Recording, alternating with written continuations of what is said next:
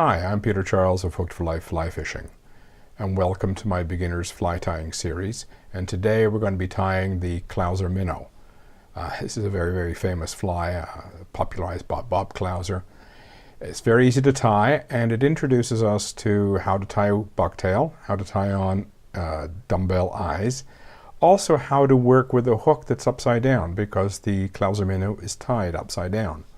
So it's an interesting fly, it's an interesting project, great streamer. It's good for bass, smallmouth and largemouth, pike.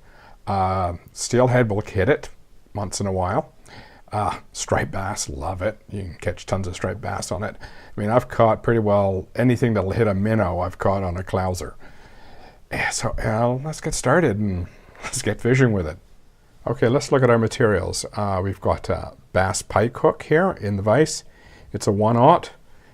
Any hook size anywhere from a 2 to a 1/0 is usually good enough for Clousers. We're going to be tying on a dumbbell eye. Our thread is a Danville monofilament in fine.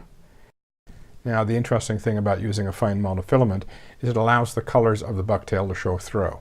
It's a great way when you want to use a lot of coverage from the thread and still not lose the color of the materials underneath. Our wings today are going to be made out of white and in chartreuse bucktail, and we're going to be using a pearlescent flash. Okay, let's start by tying on our thread, and we want to be about 1/3 or a little bit more down the hook shank. We want to leave room to tie in our bucktail.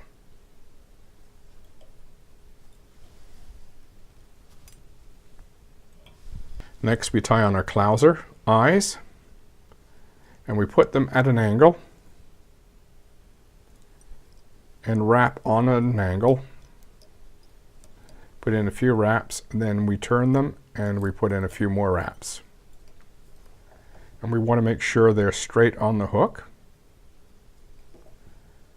And if you're satisfied with the position, I like to come in at this stage and put in some CA glue to hold them in place. This particular glue is sort of a gel and sets up fairly fast.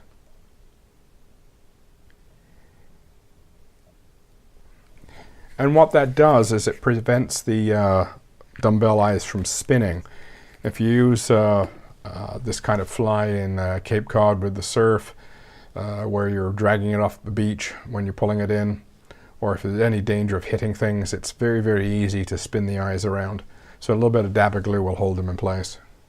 Okay, our next material is the white bucktail. Now we don't want to tie too heavy a fly here. We want to keep it relatively sparse. So I don't have a big clump here, and a lot of the stuff down here are short hairs. So I'm going to grab it by the tip. I'm going to go over my garbage can and stroke out all of those short fibers. So there, that looks a lot better. Now I'm going to come in here and adjust. Now I've got a few stray bits there. I'm going to come in and just clip those stray bits off. And then I'm going to wind back my thread close to the eye. I'm going to put this in at about a 45-degree angle, put a couple of loose wraps, and then I'm just going to pull. And you see how that just comes over nice. I'm just going to keep adjusting that. I don't want it spinning around the hook too much. I'm going to get a little bit of a spin. Now I'm going to bring my thread under the Clouser eye and over the top, and I'm going to wrap this down. Now the one thing you want to be careful of when you're tying bucktail is you don't want the hair to splay. And one of the important things about tying bucktail is we want to use the bucktail from the tip, not the base. If I'd used bucktail from the base right now and I tried to tie this in, it would just splay like that and it would be really ugly. Nevertheless, I'm going to put in some tight wraps to begin with. And then as I work my way down the hook shank, I'm going to get a little bit softer, looser wraps. And that keeps everything lined up.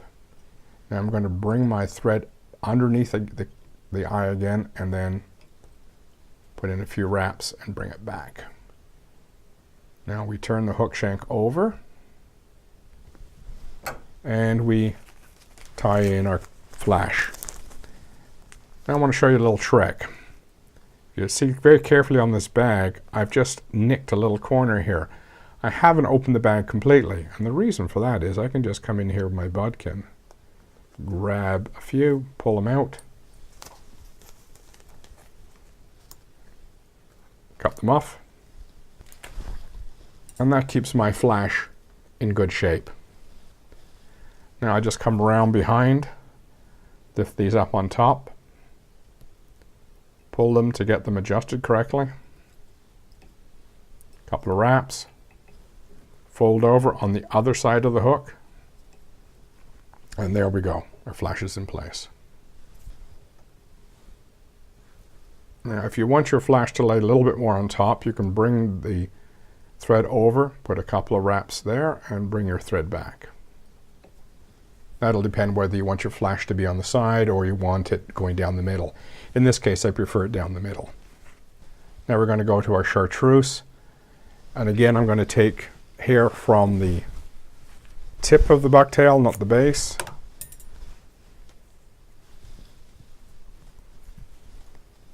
Again, I've got all some loose stuff in here, so I'm going to get rid of that over my garbage can.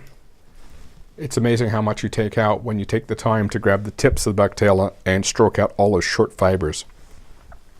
You really cut down the bulk without cutting down the, shall we say, the flow or the fishiness of the hair. Now again, I'm going to straighten that up.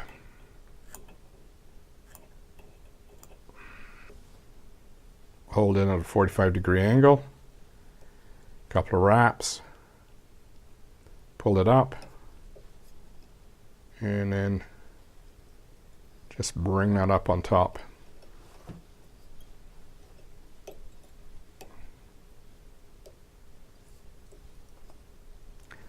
When it's in this position, what I like to do is just bring in my bodkin about halfway and split it on either side of the hook. Here we go. Pull that down. Make some softer wraps. Get the wing to lay down. Now I got a couple of strays in there. I'll come in and pick those out. Get my thread out of the way. And I'll bring my thread back and see if I can clean that up a little bit. You're always bound to get a few little strays when you're doing this. And lastly, our whip finish.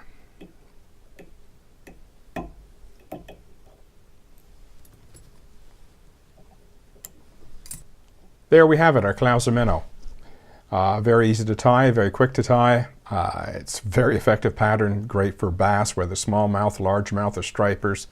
Works for pike, works for walleye, any number of species. So tie some up, get out there fishing. Enjoy.